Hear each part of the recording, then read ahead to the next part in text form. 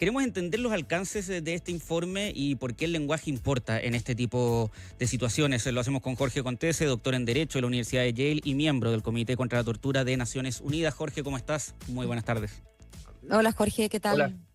buenas tardes Matías, buenas tardes Paula. Jorge, partamos justamente haciendo un poquito de historia. Este tipo, efectivamente, de informes, ¿qué significan para la ONU y cuáles son los antecedentes que tenemos de llegar a conclusiones de que se está cometiendo genocidio en alguna parte del mundo? Se trata de una comisión independiente, es decir, son tres personas que el Consejo de Derechos Humanos de Naciones Unidas nombra para investigar cuestiones relativas a los territorios ocupados, como es el nombre de la comisión, vinculadas con delitos, con crímenes, con actos que estén reñidos con el derecho internacional humanitario, el derecho internacional de los derechos humanos. Y quizá es importante señalar que esta es una comisión que se instala en 2021, es decir, es anterior a los hechos del 7 de octubre de 2023, sin perjuicio que este es un estudio, es un informe que abarca desde luego desde el 7 de octubre hasta el 31 de julio de este año. Pero se trata de mecanismos que Naciones Unidas regularmente establece cuando hay situaciones que, en opinión de los estados, ameritan miradas, digámoslo así, desde expertos independientes que puedan informar posteriormente a los órganos de Naciones Unidas, como es, por ejemplo, el Consejo de Derechos Humanos o incluso, en este caso, la Asamblea General. Patricio, Jorge. yo para preparando esta entrevista recordaba a Rafael Lemkin, ¿no? Este judío polaco que inventó, digamos, el concepto, acuñó el concepto de genocidio, después de perder a casi 50 parientes en el Holocausto.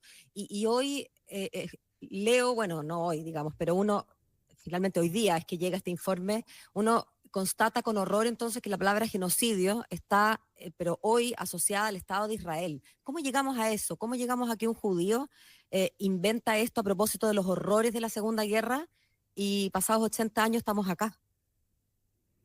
Es posiblemente una de las áreas más delicadas, más tristes, diría yo, de todo lo que ha sucedido, ¿no? El Estado de Israel se constituye en respuesta a lo que fue el Holocausto, a esa tragedia, y han pasado 80 años, y Naciones Unidas va a cumplir 80 años ahora, conmemora en octubre, Claro.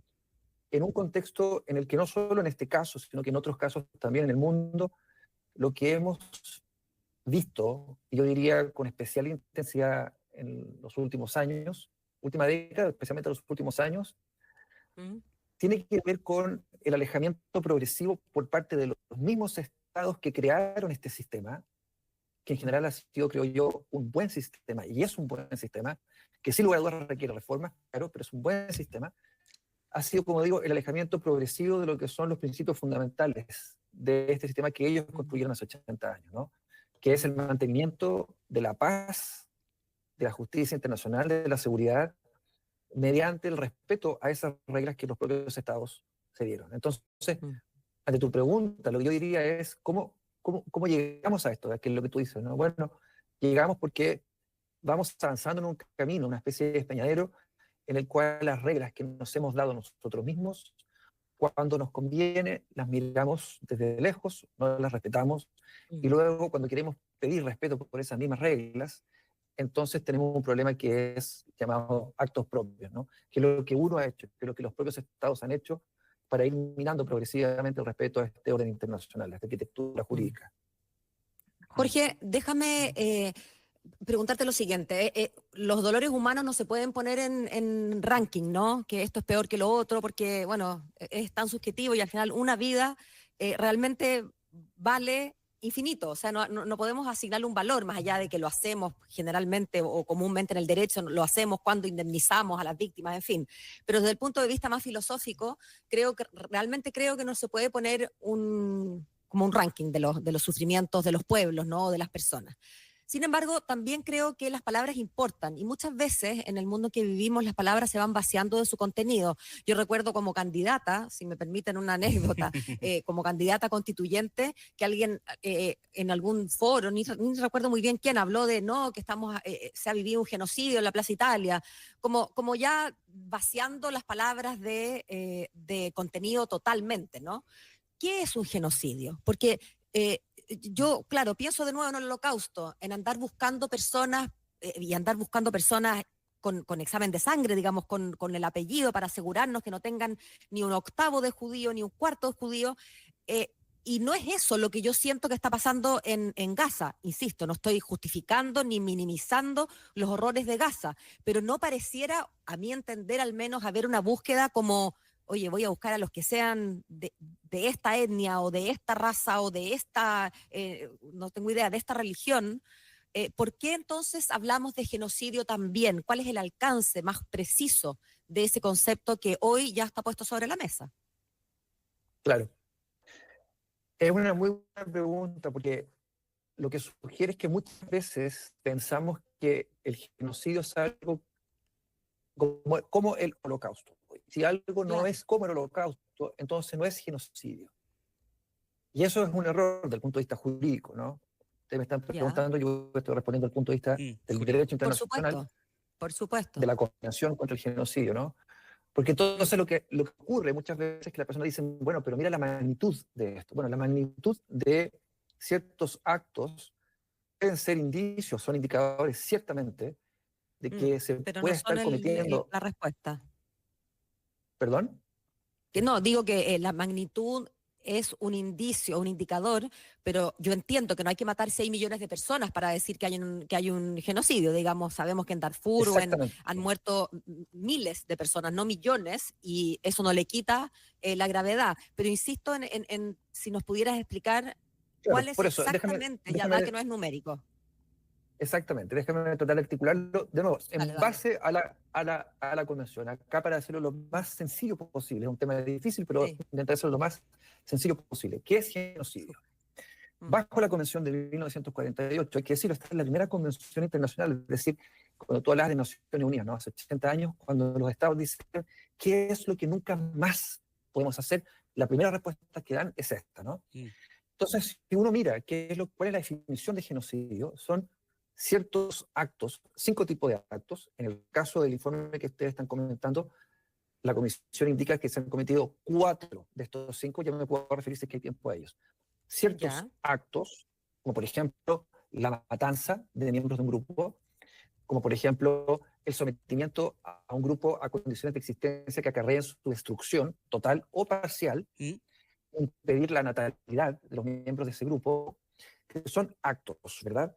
Y estos mm, actos, y acá está la clave, y esto es lo que hace especialmente difícil acreditar, y por lo tanto por eso hace tan relevante lo que está pasando, es que deben ser cometidos con aquello que se llama un dolo especial, un dolus specialis, que no es solo la intención, digámoslo así, normal de matar a alguien, Mm. que no sí, es solo la intención de prevenir, sino que es con la intención específica de destruir total o parcialmente a un grupo religioso, a un grupo étnico, a un grupo nacional. Y esa combinación de elementos, ciertos actos, como te acabo de describir, Mm. perpetrados con la intención que se va a seguir de esos actos una destrucción, ya sea total o parcial, que están destinados a ello, es la definición del artículo 2 de la Convención contra el Genocidio. Eso es, jurídicamente hablando, un genocidio. Mm. Ahora, Jorge, ya está el informe. Se establece por parte de esta comisión que está ocurriendo un genocidio. La gran pregunta frente a esto, que además algunos acusaban ya hace tiempo, es ¿y ahora qué? ¿No? ¿Cuál es la respuesta desde el derecho internacional para enfrentar un diagnóstico como este? Lo primero, diría yo, existe hoy día un caso, ¿verdad? Como ustedes saben, que Sudáfrica presentó en contra de Israel en la Corte Internacional de Justicia. Este es un caso que va a tomar un par de años más, por lo menos, creo yo, antes de que se resuelva. Este va a ser un informe que, sin lugar a dudas, va a ser abordado por la Corte cuando le toque ir al fondo del asunto. Hasta ahora lo que ha pasado es que la Corte ha emitido medidas cautelares, medidas provisionales, en 3 ocasiones, Y por lo tanto, cuando tú preguntas qué es lo que pasa ahora, bueno, hay que mirar la sección final del informe, donde están las recomendaciones, ¿verdad? Y la Comisión hace recomendaciones en distintos sentidos. Algunas al propio Estado de Israel, pero otras a los demás estados. ¿Por qué? Porque el genocidio es de aquellos delitos que se llaman defectos erga omnes, es decir, que afectan a la comunidad internacional completa, dada la gravedad, lesionan la conciencia jurídica universal y no solo del Estado o de los estados que estén involucrados. Dentro de esas recomendaciones, que los estados que son parte de la Convención, por ejemplo, contribuyan, tienen la obligación de prevenir la comisión de actos genocidas, como es transfiriendo armas, asegurándose de que las empresas que están bajo sus jurisdicciones no intercambien bienes y servicios con un Estado acusado de genocidio, y al mismo tiempo recomiendan la colaboración activa con la oficina de la Fiscalía de la Corte Penal Internacional y que la propia Corte pueda abrir, porque hasta ahora el genocidio no ha sido uno de los cargos en contra de las personas específicas. La Corte Penal Internacional son personas, la Corte Internacional de Justicia, estados.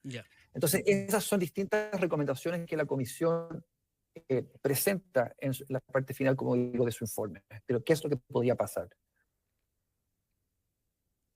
Jorge, tengo la última súper cortita, solo en el afán de tratar de terminar de entender esta definición. Tú hablabas de 5 cosas, ¿no? Las matanzas, sometimientos a condiciones inhumanas, impedir la natalidad, destruir total o parcialmente, y hablabas de este quinto elemento que es el dolo especial. Yo sé que es difícil, o espero que no sea tan difícil, sí o no, lanzar una bomba sobre Hiroshima. ¿Es entonces genocidio? Hasta donde yo veo, eso cumpliría, digamos, ¿podría uno asimilar, por ejemplo, ese acto, aunque es un acto puntual, digamos, pero que cumple con estos requisitos? Lo que pasa es que puede ser un solo acto, ¿no? Digamos, cuando hay un patrón de conducta es más poderosa, ¿verdad? La conclusión. Pero recuerda, Paula, que lo importante es que el acto, cualquiera de los actos que sean, y yo los invito a que revisen el artículo 2 de la Convención, sea perpetrado con esa intención. Y por lo tanto, si el lanzamiento de la bomba es con la intención de terminar con una guerra, uno es distinto hacia el lanzamiento de esa misma bomba, el mismo acto, es con la intención de destruir total o parcialmente un grupo de más allá de la externalidad que resulte. Aquí importa mucho lo que hay en la mente del que apretó el botón, digamos. Así es. El elemento clave, el elemento que hace difícil, que hoy día se está acreditando por parte de esta comisión, es el llamado dolo especial. Esa intención específica de cometer estos actos con ese propósito. Qué importante es aterrizar justamente este tipo de cosas, hablar sobre el derecho asociado a este tipo de conflictos y sobre todo empezar a entender por qué las palabras importan y por qué que se utilice esto no es, en este caso, el término genocidio no es al azar. Jorge Contese, doctor en Derecho por la Universidad de Yale, miembro además del Comité contra la Tortura de Naciones Unidas. Te queremos agradecer estos minutos para conversar con Radio Infinita. Sigamos hablando, pues que estén muy bien. Felices fiestas patrias. Muchas gracias, Matías. Simplemente porque, solo debo decir, porque empezaste como miembro del comité que estoy hablando a título personal, solo eso. Sí, por supuesto, Jorge. Oye, que estén muy bien.